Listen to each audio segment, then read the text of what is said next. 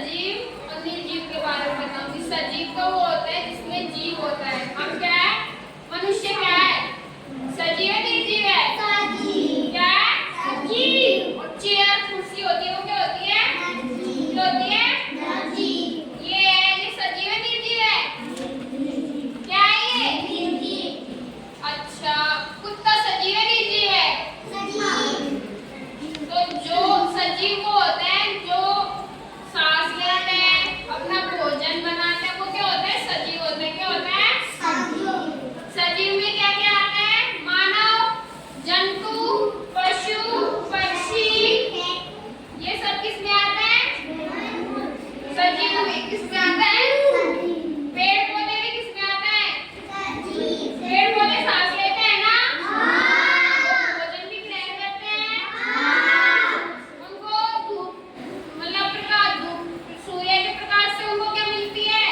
वो अपना भोजन बनाते हैं पेड़ पौधे। पता है सबको? सजीव विभिन्न अंगों की सहायता से सांस लेते हैं। सजीवों में पशु पक्षी आते हैं, मनुष्य आता